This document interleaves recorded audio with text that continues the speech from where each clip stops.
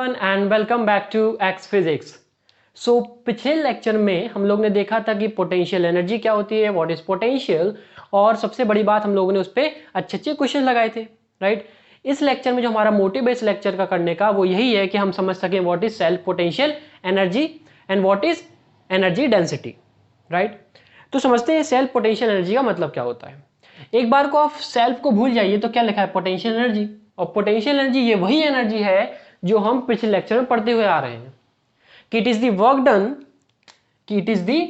Work done by the external agent in taking a charge particle from infinity to any point p and that is a potential energy। यही था potential energy, right. अब इसमें self अगर मैं जोड़ दिया तो इसका मतलब है सेल्फ पोटेंशियल एनर्जी। इसका मतलब क्या हुआ वो समझाता हूं। मान लीजिए कि मेरे पास एक हॉलो स्फीयर है। क्या है मेरे पास? एक हॉलो स्फीयर। और इस हॉलो स्फीयर पे इस कंडीशन पे अभी भी कोई भी चार्ज नहीं रखा हुआ है, इस पे कोई चार्ज नहीं रखा हुआ है। अब मान लीजिए कि मुझे इस स्फीयर को प्लस क्यू चार्ज से सजाना है। मुझे क्या है, ये मेरे पास हॉलो स्फीयर है, इस स्फीयर पे मुझे प्लस क्यू चार्ज रखना है पूरी स्फीयर पे। तो मैं कैसे रखूंगा? मैं क्या करूंगा, इस चार्ज को स्मॉल डी क्यू एलिमेंट्स में डिवाइड कर लूंगा, स्मॉल डी क्यू एलिमेंट्स में डिवाइड कर लूंगा इसे, ठीक है। और फिर मैं क्या करूंगा, एक डी क्यू एलिमेंट लूंगा और उसको इन्फिनिटी से उठा के लाऊंगा और कहां पर रख दूंगा, इसके सरफेस पर रख दूंगा। तो यहां पर डी क्यू एलिमेंट रख गया, लेकिन अभी भी क्यू नहीं हुआ। तो मैं क्या करूंगा, फिर से डी क्यू एलिमेंट लूंगा और फिर से इन्फिनिटी से लेके आऊंगा, उसके सरफेस पर रख दूंगा। फिर से इन्फिनिटी से आऊंगा, फिर से इसे सरफेस पर रख दूंगा। और कब तक रखूंगा? जब तक मैं इनका सबका सम किसके बराबर ना हो जाए, क्यू के बराबर, राइट। लेकिन इसमें एक बात और ध्यान देने वाली बात है कि चार्ज रखने के अलावा इसमें एक चीज और स्टोर हो रही है and that is called self potential energy. आइए समझते हैं कैसे। देखिए, जब मैं पहली बार dq को इंफिनिटी से यहां पर रखने के लिए लाया हूंगा तो क्या मुझे कोई वर्क करना पड़ा होगा? आंसर है नहीं। क्यों? क्योंकि जब मैं पहली बार हॉलो स्फीयर पे कोई चार्ज dq आके रखूंगा तो मुझे वर्क नहीं करना पड़ा होगा। रीजन बीइंग कि यहाँ पे कोई ऑलरेडी यहाँ पे कोई चार्ज है नहीं। तो अभी कोई चार्ज नहीं है तो ना कोई फोर्स नहीं है, ना फोर्स ऑफ अट्रैक्शन ना फोर्स ऑफ रिपल्सन है। तो मैं क्यों फोर्स लगाऊंगा? इसलिए मुझे कोई वर्क नहीं करना पड़ा होगा। लेकिन जब अगली बार मैं कोई dq चार्ज को यहाँ पे आके रखूंगा इस पॉइंट पर, तो ऑब्वियसली बात है मुझे कोई वर्क करना पड़ा होगा, क्योंकि ये वाला चार्ज इस पे क्या लगाएगा, फोर्स ऑफ रिपल्सन। इस फोर्स ऑफ रिपल्सन के अगेंस्ट मुझे एक एक्सटर्नल फोर्स लगानी पड़ेगी जिसका मैग्नीट्यूड इसके बराबर होगा, डायरेक्शन अपोजिट होगी। तो ऑब्वियस बात है डिस्प्लेसमेंट भी है, फोर्स भी है, तो क्या होगा, मुझे एक वर्क करना पड़ेगा, राइट। तो मैं बोलूंगा कि मुझे करना पड़ेगा small work that is dw in taking a charge particle dq from infinity to a point p and that is equal to du, small self potential energy. फिर मैं क्या करूंगा, इसको इंटीग्रेट कर दूंगा। इंटीग्रेशन का क्या मतलब हुआ, मैं कहां से कहां तक हूंगा, मैं क्या जीरो से लेकर टोटल सेल्फ पोटेंशियल एनर्जी, और चार्ज कहां से कहां तक होगा, dq से लेके जीरो से लेके q तक। अभी इस पे जीरो चार्ज था और जब तक रखूंगा dq जब तक किसके बराबर ना हो जाए, q के बराबर, राइट। तो इस तरह से सेल्फ पोटेंशियल एनर्जी की फीलिंग आती है कि भाई सेल्फ पोटेंशियल एनर्जी असल में होती क्या है। अब डेफिनेशन वाइज समझते हैं कि definition wise self potential energy क्या है, राइट। तो self potential energy of a system, self potential energy of a system of charge distribution, right? Self potential energy of this system of charge distribution is the work done by the external agent, in forming this configuration, which is in present state from infinite separation. Hindi में बोले तो it is the work done by the external agent, जो external agent ने work किया। कैसे किया? एक charge particle को इनफाइनाइट सेपरेशन से इस कॉन्फ़िगरेशन को बनाने में, ठीक है। दूसरी बात, एक और हम लोग डिफाइन करते हैं इसको, that is the minimum amount of work done. It is the minimum amount of work done. तो सेल्फ पोटेंशियल एनर्जी क्या, it is a minimum amount of work done by external agent. तो जो minimum amount of work done हुआ external agent द्वारा, वही क्या है, self potential energy है। अब ये मिनिमम क्यों, राइट, मिनिमम ही क्यों किया? द रीजन बीइंग, देखो जब मैं किसी भी dq चार्ज पार्टिकल को इन्फिनिटी से इसके सरफेस पे लाऊंगा तो फोर्स मैं लगाऊंगा, ठीक है, मैं ही तो लेके आया, तो एक्सटर्नल फोर्स लगाएगा। लेकिन मिनिमम इसलिए हमने कहा क्योंकि हमें कम से कम इतनी फोर्स लगानी है, that is called repulsive force से ज्यादा ही लगानी है या उसके बराबर, राइट। जो एक्सटर्नल द्वारा फोर्स लगाई जाएगी वो रिपल्सिव फोर्स के बराबर या उसके ज्यादा लगाई जाएगी, ठीक है। लेकिन चूंकि हमें पता है कि ये दोनों बराबर होते हैं मैग्नीट्यूड वाइज और डायरेक्शन वाइज, हमको अपोजिट लेके चलते हैं, है ना, और हम बोलते हैं कि हम एक्सेलरेशन 0 करके रखा है या स्लोली लेके आ रहे हैं, राइट, इसका मतलब मैं बोल सकता हूं ये दोनों बराबर हैं। लेकिन लगाने को तो मैं इससे ज्यादा फोर्स भी लगा सकता हूं, भाई इसका इलेक्ट्रिक रिपल्सन इस डायरेक्शन में, मैं जो एक्सटर्नल फोर्स लगा रहा हूं वो इसके बराबर क्यों, इससे ज्यादा भी लगा सकता हूं, तब भी तो वो वर्क होगा, तब भी तो वो चार्ज पार्टिकल इधर से लेकर इधर तक आ सकता है, राइट।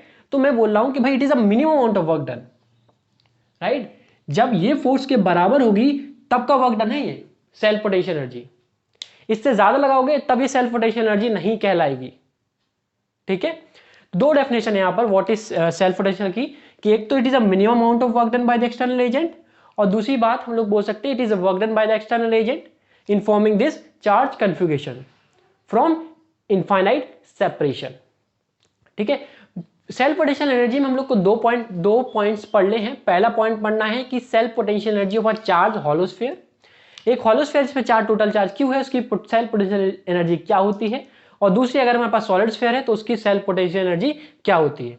आइए उसे देखते हैं कि self potential energy for a hollow sphere, ये अपने पास क्या है, एक हॉलो स्फीयर है, दिस इज हॉलो स्फीयर, और हॉलो स्फीयर पे टोटल चार्ज क्यू है और रेडियस आर है। अब मुझे इसकी सेल्फ पोटेंशियल एनर्जी बतानी है। मैं ये मान के चल रहा हूं कि पिछली बात से आपको समझ में आ गया होगा कि यार सेल्फ पोटेंशियल एनर्जी इसमें कैसे आई होगी, ठीक है। नहीं भी आई होगी तो अब आपको समझ में आ जाएगी जब मैं इसको ड्राइव करके दिखाऊंगा कि इसकी एनर्जी कितनी होगी। अच्छा, कैसे करूंगा, मैं क्या करूंगा, इस डी क्यू चार्ज को इस प्लस क्यू को मैं स्मॉल एलिमेंट में डिवाइड कर लूंगा, दैट इज डी क्यू। इस तरह के खूब सारे एलिमेंट्स में डिवाइड कर लूंगा मैं, ठीक है। और मैं क्या बोलूंगा कि मान लो मैं इन्फिनिटी से एक डी क्यू चार्ज को उठा के लाया और इसके सरफेस पर रख दिया, ठीक है। ऐसा कर रहा हूं मैं, पहला चार्ज उठा के लाया यहां पर रख दिया, फिर दोबारा लेके आऊंगा फिर रख दूंगा, फिर लेके आऊंगा फिर रख दूंगा। मान लो इस प्रोसेस के दौरान किसी टाइम टी पर इस स्फीयर पे मैंने टोटल स्मॉल क्यू चार्ज रख दिया, टोटल कितना चार्ज रख दिया, स्मॉल क्यू, ठीक है। और अब मैं फिर से एक डी क्यू चार्ज को लेके आ रहा हूं, फिर से एक डी क्यू चार्ज को लेके आ रहा हूं, और कैसे लेके आ रहा हूं मैं ऑलरेडी बता चुका हूं, स्लोली। कैसे, स्लोली, और स्लोली लेके आ रहा हूं इसका मतलब ही यह है कि किसी भी पर्टिकुलर पॉइंट के दौरान इस चार्ज की वजह से इस डी क्यू चार्ज पे एक फोर्स और रिपल्सन लगेगा, तो उसको बोल देते हैं अपन एफ रिपल्सन, ठीक है। तो स्लोली का मतलब यह हुआ कि इस रिपल्सिव फोर्स के अगेंस्ट मुझे एक फोर्स लगानी पड़ेगी, that is called F external, और जिस समय पे या जिस तरीके से एफ रिपल्सिव और एफ एक्सटर्नल अगर बराबर होंगे तभी हम कंडीशन लगा पाएंगे स्लोली की, राइट। तो एफ रिपल्सिव और एफ एक्सटर्नल बराबर है इसलिए हम बोल रहे हैं स्लोली यहां पर, ठीक है। अब समझते हैं कि करेंगे कैसे। देखिए मैंने बोला इस डी क्यू को यहां से यहां लाना है against this capital Q charge, तो मुझे कुछ वर्क करना पड़ेगा, and that is equal to small work done D W by external agent in taking a charge particle from infinity to surface, right. And that is equals to, मैंने आपको पहले बताया था कि मैं कैसे वर्क डन को पोटेंशियल के टर्म में लिख सकता हूं, that is equals to charge D Q multiply by the potential difference between the surface and the infinity, that is equals to Vs minus V infinite, right? Since हम लोग reference infinity को लेके चलते हैं, इसलिए इंफिनिटी का potential कितना ले लिया अपन ने, 0, ठीक है। तो मैं कह सकता हूं small work done by external agent and that is equals to d q into potential at the surface, surface का potential I hope hollow sphere का सबको निकालना आता होगा, दैट इज इक्वल्स टू के क्यू बाय आर, के charge कितना है इस समय पे, इस पे small q by radius r, ठीक है। अब चूंकि मेरे को टोटल वर्क डन निकालना है तो मैं क्या करूंगा, इंटीग्रेशन करूंगा। कहां से कहां तक, 0 से लेकर W तक। और चार्ज कहां से कहां तक, पहले इस पे कितना चार्ज था, 0 था। और टोटल कितना करना है मेरे को, कैपिटल Q। कर देते हैं इंटीग्रेट। ये जो टोटल वर्क डन यहां से आएगा ये किसके बराबर होगा, पोटेंशियल एनर्जी, है ना। जो टोटल वर्क डन होगा ये किसके बराबर होगा, पोटेंशियल एनर्जी। तो मैं यहां पे लिख दूंगा U and that is equals to, integration करते हैं इसका, that is equals to KQ/2R। ये आंसर आएगा, KQ²/2R। Q dQ ये कांस्टेंट बाहर निकल आएंगे। K dQ का इंटीग्रेशन क्या होगा, Q²/2, लिमिट रखेंगे 0 से Q तक, तो Q वाली आ जाएगी ये और 0 वाली हो जाएगी यहां पर 0। ठीक है, तो यहां से मेरे को समझ में आ गया कि self potential energy of a hollow sphere is equals to KQ²/2R।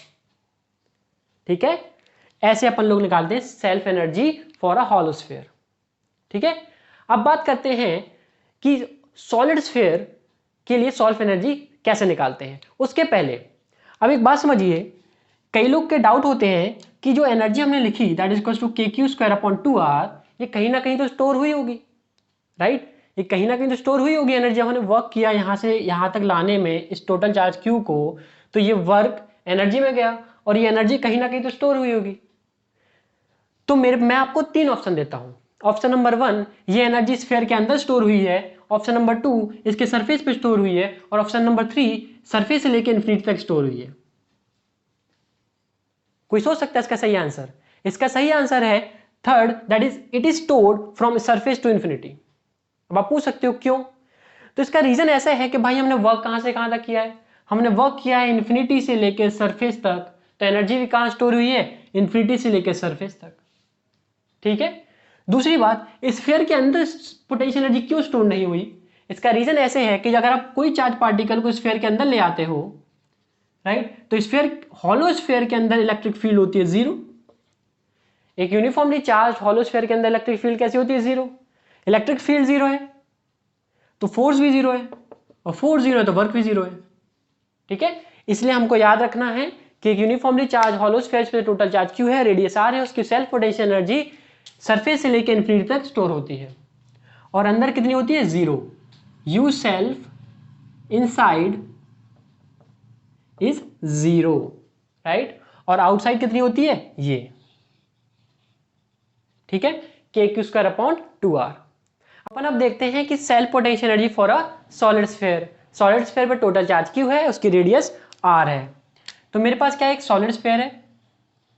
ठीक है, एक सॉलिड स्फीयर है और जिस पर टोटल चार्ज Q है, रेडियस R है, उसकी मुझे सेल्फ पोटेंशियल एनर्जी बतानी है।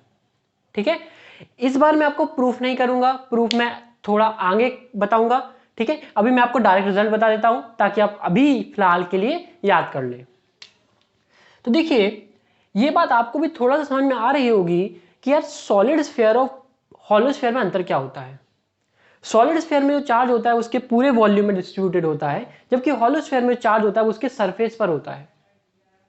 इसलिए हॉलो स्फीयर में जो सेल्फ पोटेंशियल एनर्जी स्टोर होती है वो सरफेस से इंफिनिटी तक होती है, क्योंकि हमें चार्ज पार्टिकल को इंफिनिटी से लेकर सिर्फ सरफेस तक ही लाना होता है। लेकिन सॉलिड स्फीयर के केस में एक चार्ज पार्टिकल को सरफेस पे भी लाना होता है और अंदर भी लेके जाते हैं। समझ रहे हो आप, अंदर तो रखना ही है चार्ज को और सरफेस पर भी रखते हैं। इसका मतलब ये बात क्लियर हो रही है, मुझे जो वर्क करना पड़ेगा वो सरफेस तक भी करना पड़ेगा और उसके अंदर भी करना पड़ेगा। ठीक, और चूंकि मुझे वर्क करना पड़ रहा है अंदर, तो इसका मतलब अंदर भी पोटेंशियल एनर्जी स्टोर होगी और सरफेस पर भी पोटेंशियल एनर्जी स्टोर होगी। तो मैं कह सकता हूं self potential energy of solid sphere equals to self potential energy inside plus self potential energy outside. इसके सरफेस के अंदर कितनी है और बाहर कितनी है, दोनों को जोड़ दें तो ये हमारे पास क्या आ जाएगी, total self energy of solid sphere. फिलहाल के लिए मैं आपको सिर्फ इसके बाहर के प्रूफ दिखाऊंगा कि बाहर कैसे सेल्फ पोटेंशियल निकालते हैं इसकी, है ना। अंदर का प्रूफ थोड़ी देर बाद देखेंगे। ठीक है, अभी आप इतना याद रखिए कि सॉलिड स्फीयर की जो टोटल सेल्फ पोटेंशियल एनर्जी होती है that is equal to 3/5 KQ² divide by R। 3/5 कितना होता है 0.6, तो हम वो लिख देंगे इसको 0.6 kq²/r। ठीक है, ये भी याद रखिए, चाहिए भी याद रखिए। बात एक ही है, 3/5 को डिवाइड करेंगे तो 0.6 ही आ जाएगा। तो ये होती है टोटल सेल्फ एनर्जी। अब इस एनर्जी का कितना पार्ट इसके अंदर होता है और कितना पार्ट इसके बाहर होता है, ये हमें देखना है। ठीक है, अब देखिए, मैंने आपको हमेशा एक बात बताई है कि एक यूनिफॉर्मली चार्ज सॉलिड स्फीयर हो चाहे हॉलो स्फीयर हो, अगर मुझे इसके बाहर की कोई भी एक्टिविटी निकालनी है, चाहे मुझे पोटेंशियल निकालना है उसके सरफेस के बाहर, चाहे मुझे इलेक्ट्रिक फील्ड निकालनी है, दोनों का रिजल्ट कैसा आता था, सेम आता था। तो मैं यही बात आपको समझाने की कोशिश कर रहा हूं कि इसको आप एक बार को हॉलो स्फीयर समझिए, जिस पर टोटल चार्ज क्यू है, रेडियस आर है। तो हॉलो स्फीयर की पोटेंशियल एनर्जी कितनी होती थी?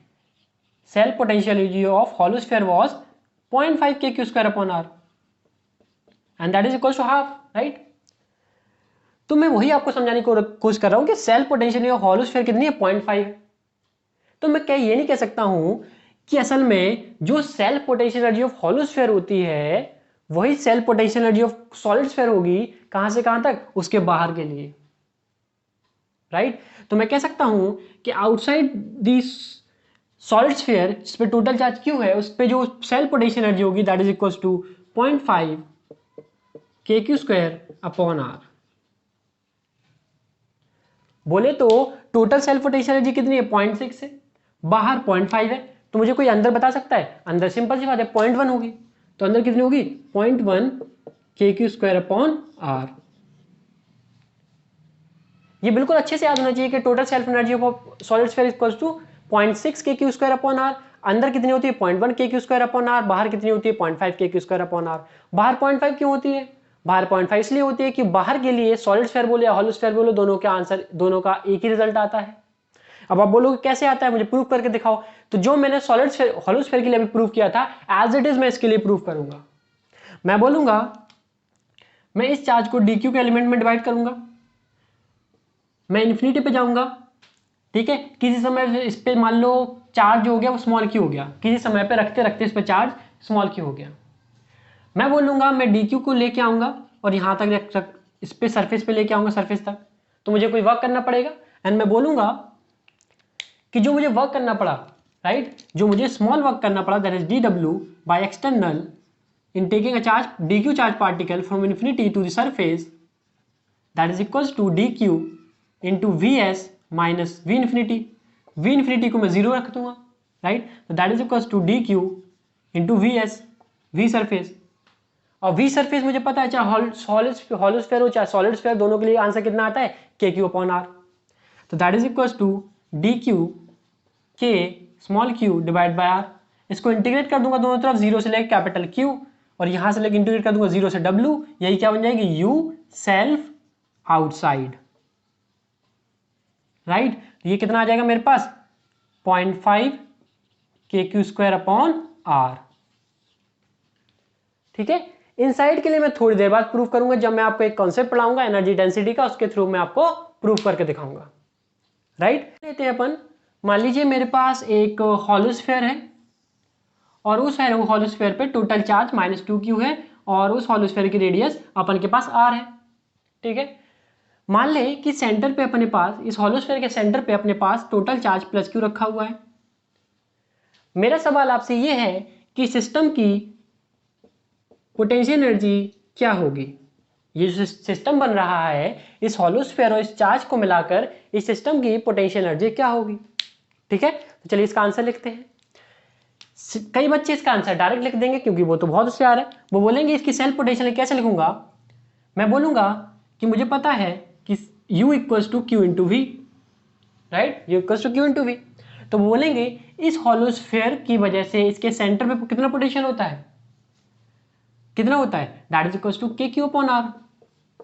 यहां पे Q डैश मान लेते हैं क्योंकि ये चार्ज अलग है, that is V centre, that is equals to k -2q divide by r। फिर से मैं आपको एक बार रिमाइंडर दे रहा हूं कि इस पोटेंशियल और पोटेंशियल एनर्जी क्वेश्चन करते समय साइन को कभी मत भूलिएगा, ठीक है। That is equals to -2 kq/r। और मैं क्या कर दूंगा, ये फॉर्मूले लूंगा और यहां पर लिख दूंगा u बराबर चार्ज से मल्टीप्लाई कर दूंगा इस पॉइंट का, that is q into -2 kq divide by r, और ये मेरा आंसर आ जाएगा। क्या सही आंसर है ये? ऐसा करके आओगे तो एक भी मार्क्स नहीं मिलेगा क्योंकि गलत है। पूछो क्यों? क्योंकि इससे जस्ट पहले मैंने बताया था सेल्फ पोटेंशियल एनर्जी कॉन्सेप्ट। अगर कोई हॉलो स्फीयर हो, सॉलिड स्फीयर हो, उस पर चार्ज क्यों रखा हुआ है तो उसकी सेल्फ पोटेंशियल एनर्जी कुछ ना कुछ होगी। तो चूंकि हॉलो स्फीयर पे चार्ज कितना है -2q, तो क्या इसकी सेल्फ पोटेंशियल एनर्जी होगी। तो उस एनर्जी को यू सिस्टम में जोड़ेंगे कि नहीं जोड़ेंगे? बिल्कुल जोड़ेंगे, क्योंकि वो भी तो वर्क डन किया हमने। इस चार्ज को रखने में स्फीयर पे भी तो कुछ वर्क डन हुआ है, तो वो भी जोड़ना पड़ेगा।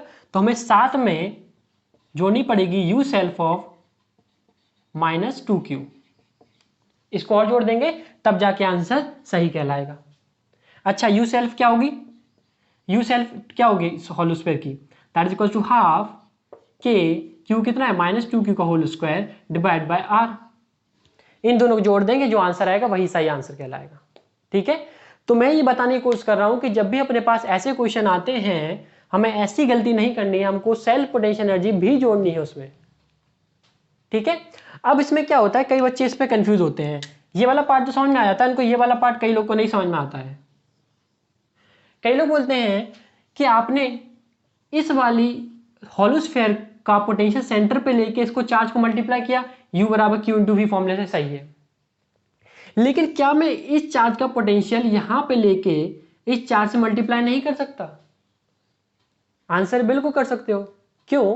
क्योंकि मान लो मैंने बोला इस -2q को मैं स्मॉल स्मॉल एलिमेंट्स में डिवाइड कर देता हूं। मैं बोलता हूं इसको किस में कम डिवाइड कर देता हूं मैं? dq के एलिमेंट्स में। ठीक है, अच्छा ये dq है, ये q है, इनके बीच की डिस्टेंस r है। तो क्या मुझे, मैंने आपको ऑलरेडी पढ़ा चुका हूं कि 2 पॉइंट चार्जेस की जिसके बीच की डिस्टेंस d है, उनके बीच की सेल्फ पोटेंशियल एनर्जी क्या होती है? And that is equals to du and that is equals to k। दो पॉइंट्स के बीच की सेल्फ पोटेंशियल क्या होती है? U बराबर k q1 q2 divide by r। इसी फॉर्मूले का यूज करूंगा मैं क्या बोलूंगा, इन दोनों के बीच की self potential small self potential du that is equals to k capital Q dq divide by r। इसको इंटीग्रेट कर दूंगा मैं, 0 से लेकर टोटल एनर्जी u। एंड यहां पे वेरिएबल क्या है? क्या q वेरिएबल है मेरा? नहीं, ये तो फिक्स्ड है कैपिटल Q। अच्छा, इसको सिंपलिसिटी के लिए स्मॉल q लेते हैं ताकि कंफ्यूजन ना हो, वरना पता चला आपने इंटीग्रेट कर डाला इसके साथ। ये तो कांस्टेंट है, ये भी कांस्टेंट, ये भी कांस्टेंट, बाहर रहेंगे। इस वेरिएबल क्या है? dq। कहां से कहां तक? 0 से लेके -2q। जरा इसको इंटीग्रेट करो, क्या आंसर आएगा? k q -2q divide by r। ये रिजल्ट सेम है। तो आप चाहे इंटीग्रेट करके करो इसको, चाहे इस फॉर्मूले का यूज करके करो, बात एक ही है। पर मैं ये एडवाइस करूंगा कि आप इस फॉर्मूले का यूज करें ताकि ये क्वेश्चन बिना इंटीग्रेशन करना पड़े आपको। ठीक है, तो इस तरह की चीजें हमें भी याद रखनी है। एक और क्वेश्चन ले लेते हैं ताकि आपको और क्लियरिटी हो जाए। मान ले कि मेरे पास आपके पास जो क्वेश्चन गिवन है उसमें एक मेरे पास हॉलो स्फीयर है जिसपे टोटल चार्ज -4q है, जिसकी रेडियस 2r है। ठीक है, इस हॉलो स्फीयर के अंदर एक और हॉलो स्फीयर है, इसकी एक और हॉलो स्फीयर है जिसपे टोटल चार्ज 2q है और रेडियस की कैपिटल R है। राइट, और इसके सेंटर पे एक चार्ज रखा हुआ है जो कि -q है। राइट, अब मुझे क्या बताना है? u of system. ये मुझे आप बताइए। तो जिसने पहला पार्ट अच्छे से कर लिया होगा मेरे हिसाब से, अब वो इस क्वेश्चन को आराम से कर पाएगा। पहले अपन क्या देखेंगे? पेयर की वजह से पोटेंशियल एनर्जी, और फिर लिखेंगे सेल्फ पोटेंशियल एनर्जी। ठीक है, समझते हैं इस बात को। पहले अपन लिखते हैं पेयर वाइज। तो देखिए कितने पेयर बनेंगे, एक ये वाला और ये वाला। ठीक है, एक पेयर हो गया मेरे पास, that is u of -q and 2q। ठीक है, अच्छा एक बार ये वाला और ये वाला, that is equals to u of -q and -4q। एक बार ये दोनों, that is u of 2q and -4q। ठीक है, इसे लिखते हैं। अब देखिए सबसे पहले ये वाला लिखते हैं, u of q and this. मैंने आपको करने के दोनों तरीके बताए हैं कि आप या तो ये फॉर्मूला यूज करिए u बराबर q इंटू वी, या फिर इंटीग्रेट से करिए इस क्वेश्चन को। तो सही तरीका क्या है? ये हॉलो स्फीयर है, इस हॉलो स्फीयर की वजह से मुझे सेंटर पे आप पोटेंशियल बता सकते हैं, हाँ, दैट इज इक्वल टू के क्यू अपॉन आर। तो लिखते हैं उसे, दैट इज के charge 2q divide by radius r। ये पोटेंशियल आ गया, पोटेंशियल को 4 से मल्टीप्लाई कर देंगे तो इस वाले सिस्टम की पोटेंशियल एनर्जी मिल जाएगी, हमें मिल जाएगी। किससे मल्टीप्लाई कर दिया? माइनस क्यू से। साइन बहुत इंपॉर्टेंट है। तो ये एक पेयर का आंसर लिख दिया। दूसरे पेयर का बहुत आसानी से लिख पाएंगे, 4q, ये बड़ी वाली होल स्फीयर की वजह से सेंटर पे पोटेंशियल कितना होता है? के क्यू अपॉन आर। के टोटल चार्ज कितना है? -4q डिवाइड बाय रेडियस कितनी है? 2r। इसको किससे मल्टीप्लाई कर दूंगा मैं? इस वाले चार्ज से, सॉरी इस वाले चार्ज से, right, that is equal to -q। अब मेरे पास क्या बचा ये वाला, कि भाई इन दोनों पेयर्स के बीच में क्या पोटेंशियल एनर्जी होगी, ये वाला आप समझिए। इसको भी अपन कैसे करेंगे? इसी फॉर्मूले से।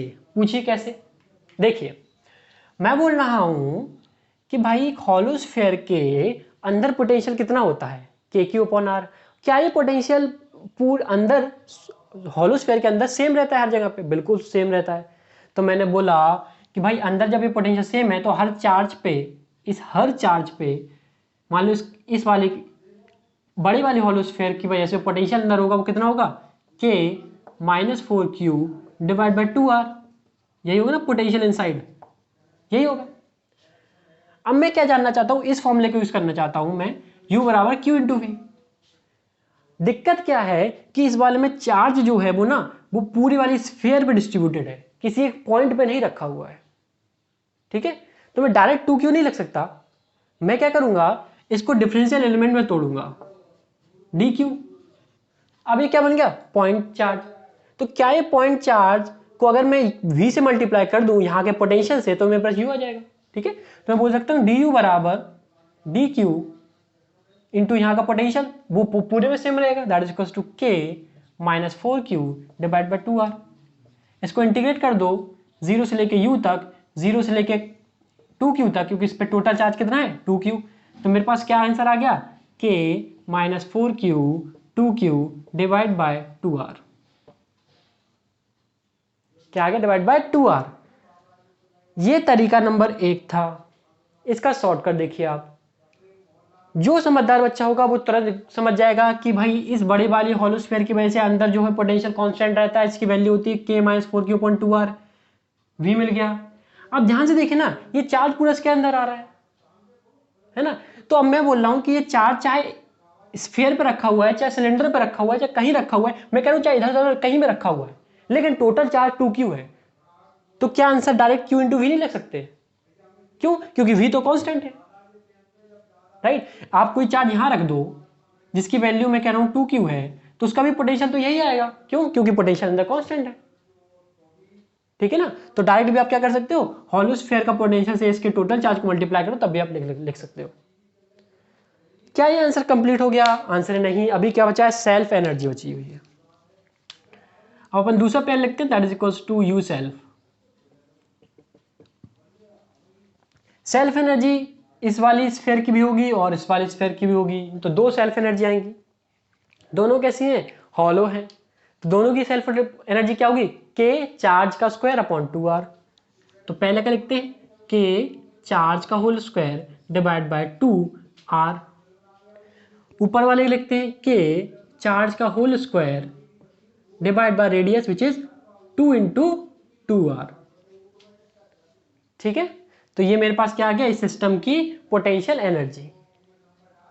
चलिए अगला क्वेश्चन देखते हैं। बताने से पहले मैं आपको एक छोटा सा कॉन्सेप्ट पढ़ा देना चाहूंगा, that is called energy density. That is called energy density. Energy density का क्या मतलब होता है? ज्यादा कुछ रटने की जरूरत नहीं है, आप भूल जाइए एनर्जी को। आप बताइए डेंसिटी क्या होता है?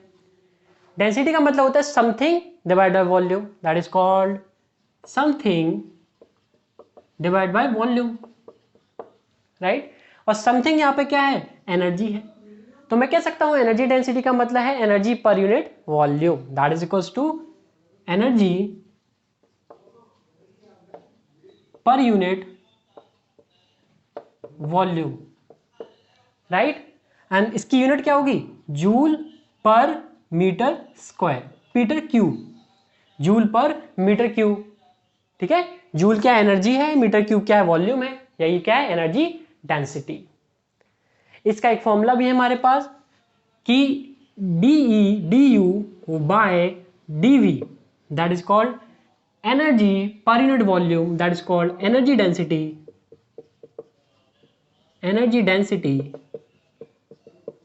and that is equals to half epsilon naught E square.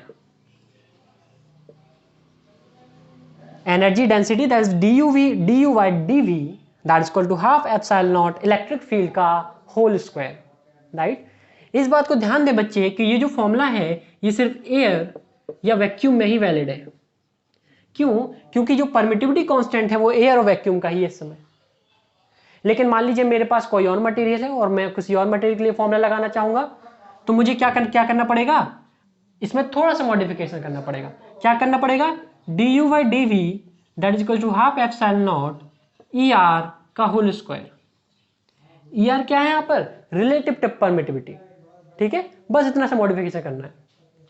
तो ये छोटा सा कॉन्सेप्ट था कि भाई एनर्जी डेंसिटी क्या होता है, इसका फॉर्मूला क्या होता है, लेकिन इसका एप्लीकेशन हमारे पास एक छोटा सा है। चलिए उस एप्लीकेशन को दिखाता हूं आपको। डेंसिटी का कॉन्सेप्ट समझाने के लिए एक छोटा सा न्यूमेरिकल आपको देता हूं।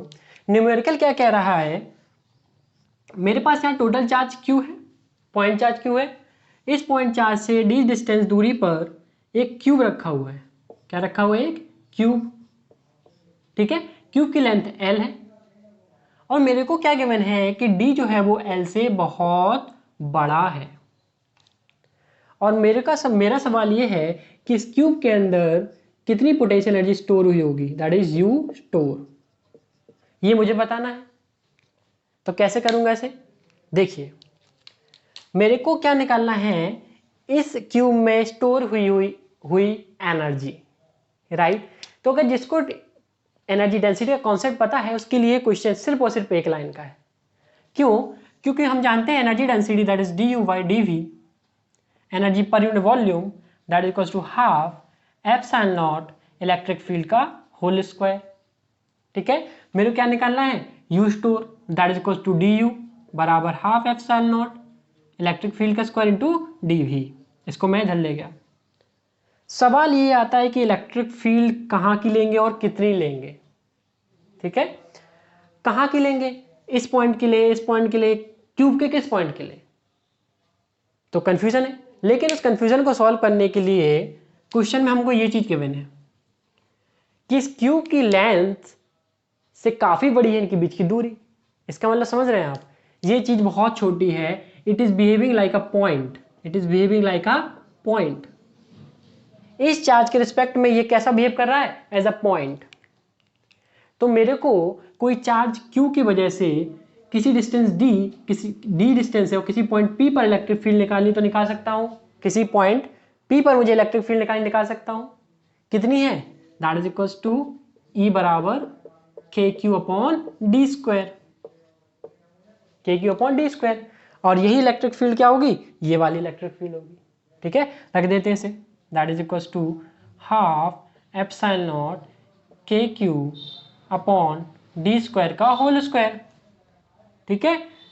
तो तब इंटीग्रेट करो तो ये क्या बन जाएगा? Capital U। इसमें वेरिएबल क्या है? ना तो ये वेरिएबल है, ना तो ये वेरिएबल, ना तो इलेक्ट्रिक फील्ड वेरिएबल। वेरिएबल क्या है? dV।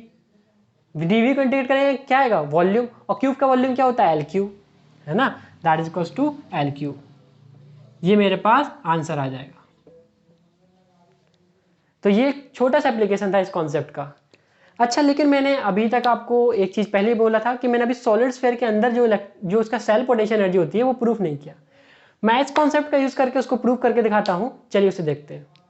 सॉलिड स्फीयर का प्रूफ करने से पहले एक बार मैं आपको दूसरा तरीका बता देता हूँ, हॉलो स्फीयर की सेल्स पोटेंशियल एनर्जी कैसे निकालते हैं इसी के थ्रू। एक तरीका तो हमने बेसिक डेफिनेशन से किया था कि it is work done by external agent in carrying a small charge dq from infinity to the surface of the hollow sphere, और उसको इंटीग्रेट कर दिया था, वही एनर्जी आई थी अपने पास। एक तरीका मैं इसी को प्रूव करके दिखाता हूँ।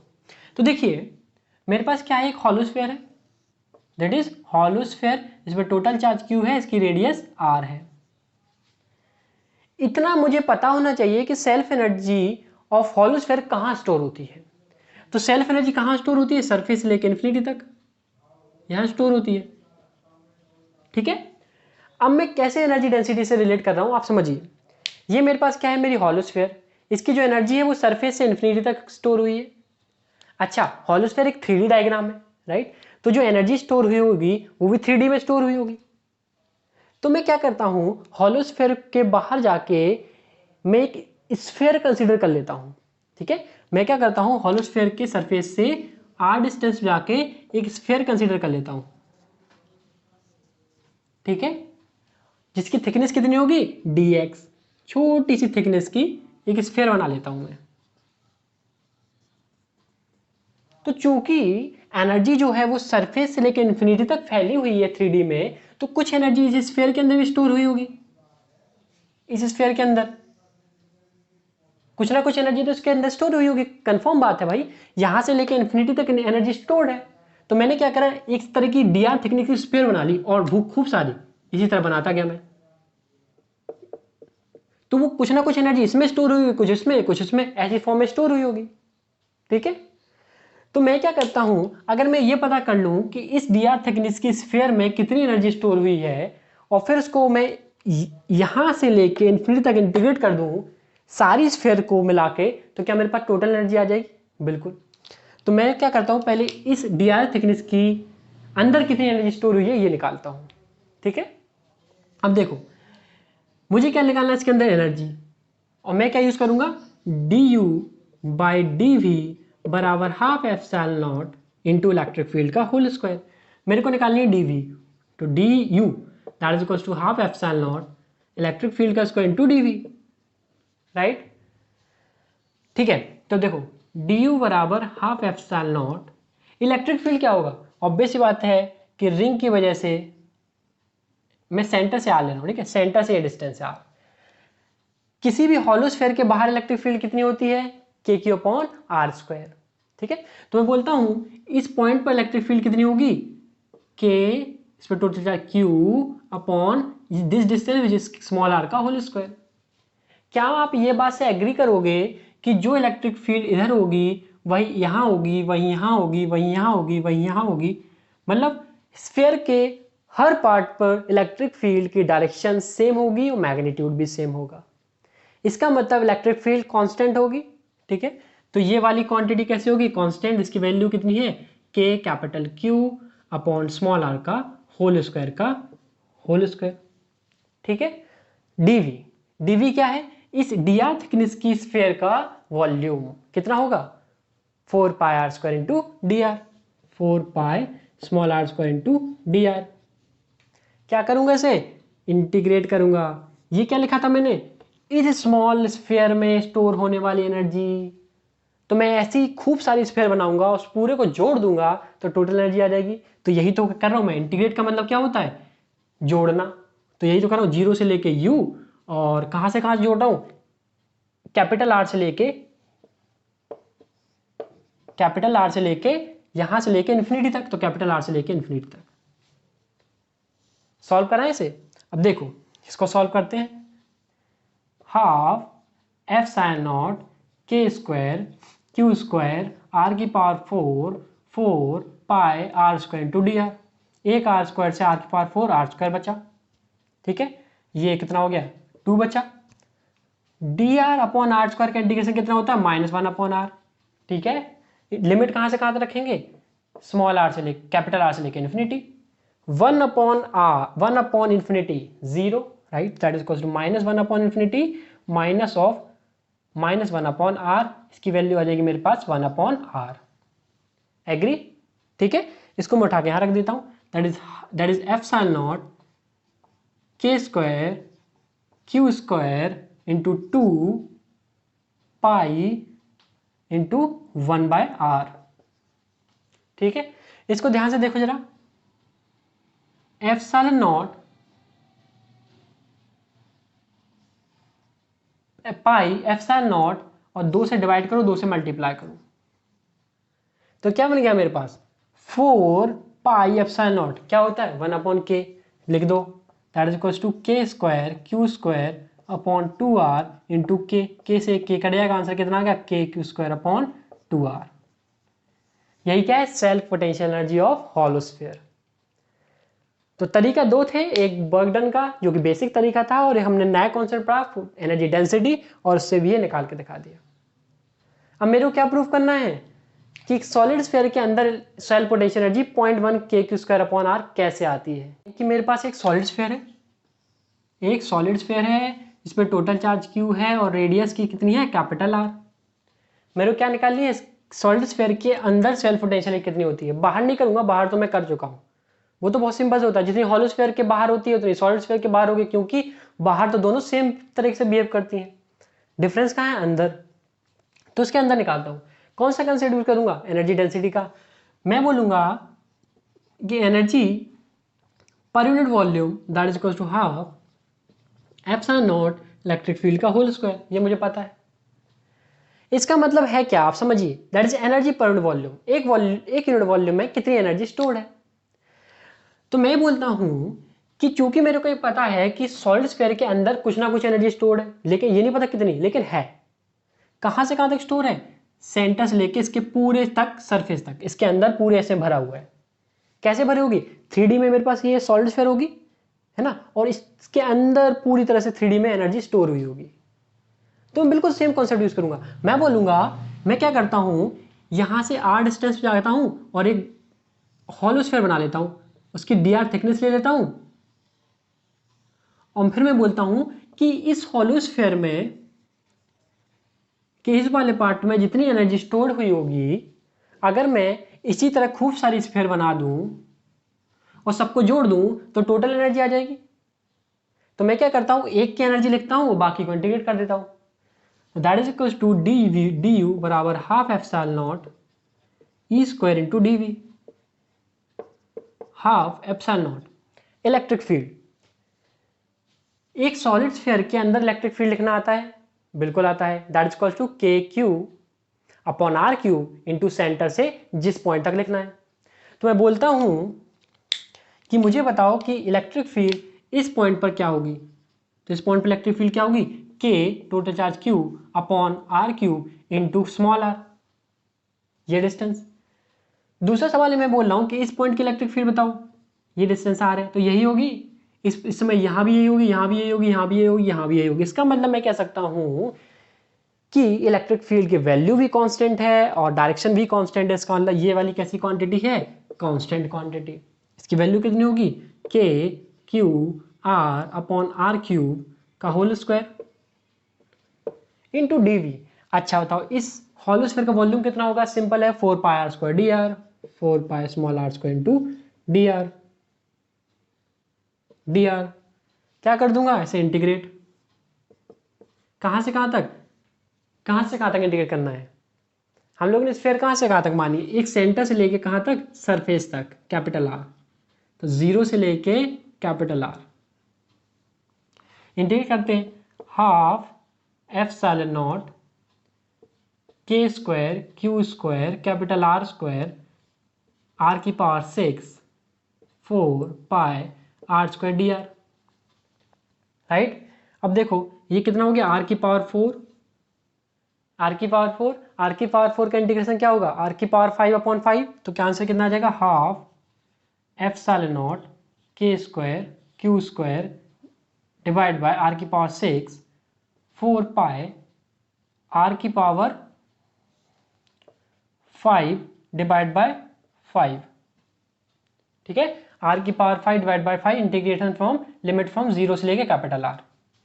इसको लगाएंगे तो आएगा हमारे पास हाफ एप्सिलॉन नॉट के square Q square 4 pi divide by 5 R की पावर 6, और आर रखेंगे तो आ जाएगा आर की पावर 5 और 0 वाले में 0 हो जाएगा। तो ये आर की पावर 5 से आर की पावर 6 कट जाएगा, एक आर बचेगा। 4 पाई एप्सिलॉन नॉट क्या होता है, 1 अपॉन के, तो यहां रखते हैं, that is equals to half k square Q square divide by के 5 आर। ये बचेगा मेरे पास, एक के से के काट दो, क्या नहीं मेरे पास, K Q square upon 10 R, that is equals to 0.1 K Q square upon are. और यही क्या है, self potential energy inside a solid sphere. Right, तो हमने क्या प्रूव कर दिया, self potential energy inside a solid sphere. तो this is the importance of energy density. ऐसा तो कभी IIT-JEE एडवांस में नहीं पूछा गया एनर्जी डेंसिटी पर क्वेश्चन, पर सेल्फ एनर्जी पे काफी बार इस पे क्वेश्चन आए हैं। सेल्फ एनर्जी अपने आप में एक इंपॉर्टेंट टॉपिक है, ठीक है। आगे बढ़ने से पहले मैं आपको बता देना चाहूंगा कि अपने पास इलेक्ट्रोस्टैटिक में अब बचा क्या क्या है। इलेक्ट्रोस्टैटिक में अपने पास बचा है डाइपोल, ये पढ़ना है हमें, कंडक्टर्स ये पढ़ना है, और लास्ट में क्वेश्चंस करने हैं, ठीक है, जेईई मेंस, जेईई एडवांस और 12th लेवल के, ठीक है। लास्ट पार्ट में मैं आपको एक चीज बताना चाहूंगा कि जो हमने पोटेंशियल और पोटेंशियल एनर्जी पढ़ी, ये तो फॉर्मूले वाइज पढ़ ली कि फॉर्मूले में स्फीयर के अंदर क्या होता है, स्फीयर के बाहर क्या होता है, ये सब पढ़ लिया। लेकिन अगर कोई आपसे पूछे कि रियल लाइफ में इसका यूज क्या है, कि what is the use in real life, अगर आपसे कोई पूछे यार मुझे कोई ऐसा चीज करके दिखाओ जिससे मैं समझ सकूं कि असल में पोटेंशियल की क्या फील है, तो अगर उसको फील देने हैं तो उसके लिए मैं कुछ आपको एग्जांपल देके दिखाता हूं। तो इस पार्ट को मैं बोलता हूं ब्रेन ओपनर। ब्रेन ओपनर का मतलब है कि आपको ये फिजिक्स जो है आपके दिमाग खोल देगा, ठीक है, इस तरह से मैं बताऊंगा। देखिए सिचुएशन क्या है कि मान लीजिए कि आप सर्दियों के दिन है, और सर्दियों के दिन में जनरली लोग जैकेट या स्वेटर पहन के बैठे होते हैं। क्योंकि हम पढ़ने वाले बच्चे हैं तो हम क्या कर रहे हो, कंप्यूटर पे काम कर रहे होंगे अपना। तो मान लो कि आप बैठे हुए हो और आप कंप्यूटर पे काम कर रहे हो, ठीक है, आप कंप्यूटर पे कुछ काम कर रहे हो और आपने क्या पहन रखी, जैकेट। और सडनली आपको लगी गर्मी और आपने जैकेट उतार दी, आपने जैकेट क्या कर दी, उतार दी, या आपने जैकेट उतार दी। अब याद रखिए कि अगर आप जैकेट उतारते हो तो जो आपका कंप्यूटर है वो क्या हो सकता है, डिस्ट्रॉय, आपका कंप्यूटर खराब हो सकता है। आप पूछिए कैसे। इसका जवाब ऐसे देते हैं कि आपको ये पता होना चाहिए कि आपकी body is a good conductor of electricity. आपकी बॉडी कैसी है, अ गुड कंडक्टर। बोले तो कि आपकी बॉडी इलेक्ट्रॉन को गेन भी आराम से कर सकती है और लूज भी आराम से कर सकती है, ठीक है। तो मैंने आपको पहले लेक्चर में बताया था कि आप कभी भी दो बॉडी को रफ करते हो तो बिकॉज ऑफ फ्रिक्शन के बीच में क्या होता है, चार्ज का ट्रांसफर होता है। तो जब आप अपनी जैकेट को उतार रहे होंगे या स्वेटर को उतार रहे होंगे तो आपके और स्वेटर के बीच में क्या होगा, फ्रिक्शन जनरेट होगा, उसकी वजह से क्या होगा, आपके बीच में चार्ज ट्रांसफर होगा। मान लीजिए जब वो आप उतार रहे थे तो जो इसके इलेक्ट्रॉन थे, जैकेट के इलेक्ट्रॉन थे, वो आपकी बॉडी पे जंप कर गए। तो आप पे कैसा चार्ज आ गया, नेगेटिव, और इस पे कैसा चार्ज आ गया, पॉजिटिव चार्ज, ठीक है।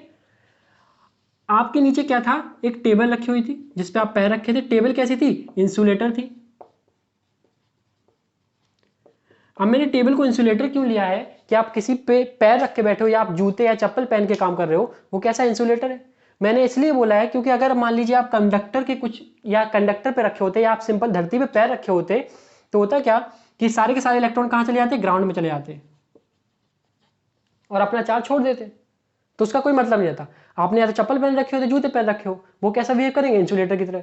तो मान लीजिए आप पहन के बैठे हुए हो, तो अब क्या हुआ कि चूंकि आपके पास कुछ चार्ज आ गया, किसी भी बॉडी बी के पास कोई चार्ज क्यों आ गया मान लो, ठीक है, तो उसका कुछ पोटेंशियल होगा, उसको मान लेते हैं वी बॉडी।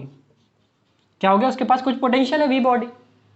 अच्छा, और चूंकि सराउंडिंग में कुछ ना कुछ तो चार्ज होगी थोड़ा बहुत, तो मैं बोल सकता हूं सराउंडिंग का पोटेंशियल वी ऐसे।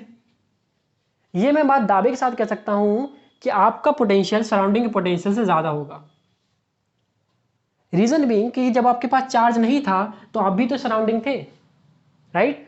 और चूंकि आप सराउंडिंग थे और आपकी जो आसपास के एरिया था वो भी आपका सराउंडिंग था, तो आपका पोटेंशियल सराउंडिंग का पोटेंशियल बराबर रहा होगा।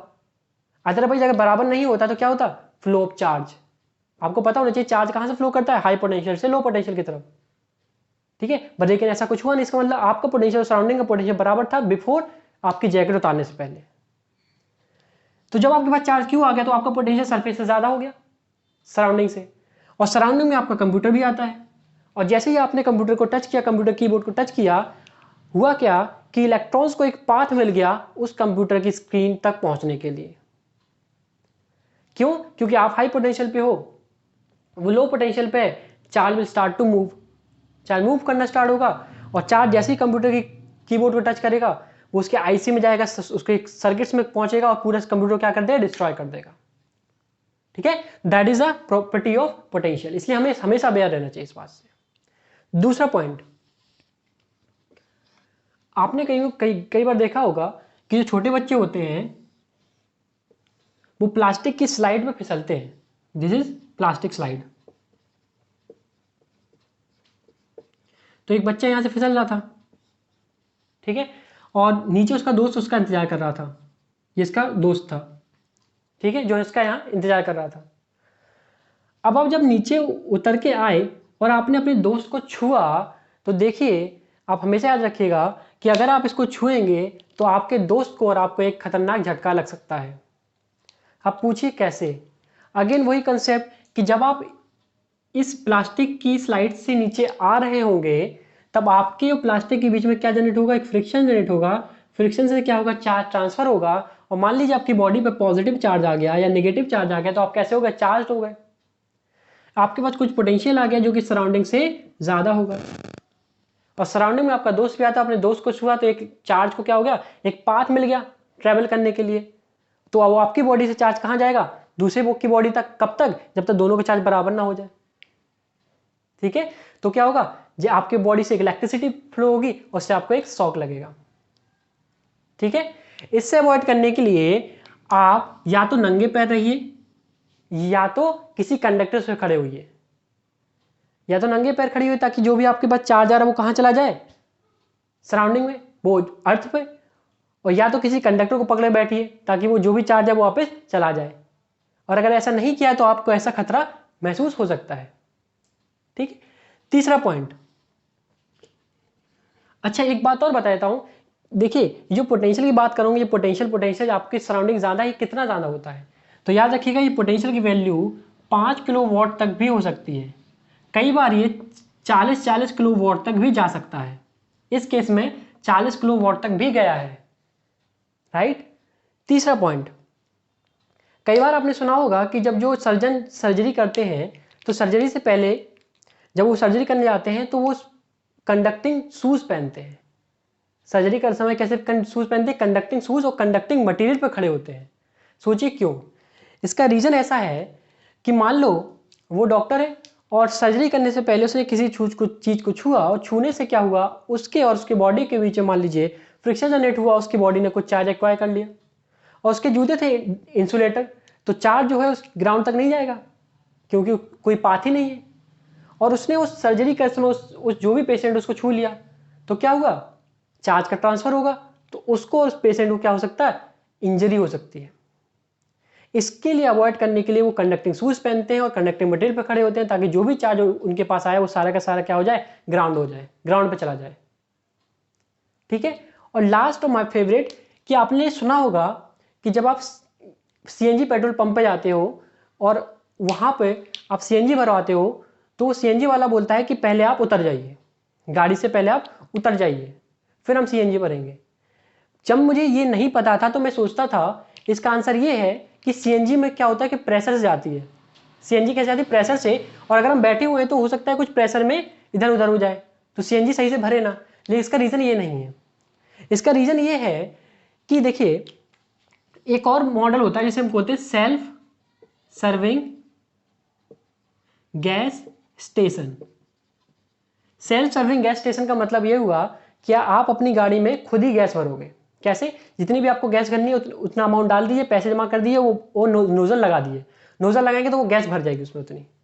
अब बाई चांस आपने वो नोजल लगाया और आप वापस कार में चले गए और कार की सीट पर बैठ गए। अगर आप कार की सीट पर बैठोगे तो आपके उस कार की सीट के बीच में फ्रिक्शन जनरेट होगा, उससे आपकी बॉडी कुछ चार्ज ले लेगी, और वो चार्ज लेके आप नोजल को निकालने गए। जैसे ही आपने नोजल को पकड़ा और निकाला, आपकी जो बॉडी है उस पर जो चार्ज है उसको क्या मिल जाएगा? एक पाथ मिल जाएगा ट्रेवल करने का, और वो चार्ज कहाँ पहुंचेगा? नोजल पे। और नोजल के आसपास जो भी गैस के मॉलिक्यूल होंगे वो तुरंत उससे मिल जाएगा और क्या जनरेट करेगा? स्पार्क जनरेट करेगा। तो क्या लगने का खतरा है? आग लगने का खतरा है। इसलिए हम लोग को पहले वो गैस स्टेशन पे हमसे बोलता है कि बाहर उतर जाइए, राइट, ताकि आप कोई भी फर्दर चार्ज एक्वायर ना कर सके, ठीक है। तो ये थी कुछ पोटेंशियल की एप्लीकेशन जो हमें रियल लाइफ में देखने को मिलती है, लेकिन कभी हम ध्यान नहीं देते। ये चैप्टर पढ़ते समय हमें इन बातों का ध्यान रखना चाहिए कि यार रियल लाइफ में इसका यूज क्या है।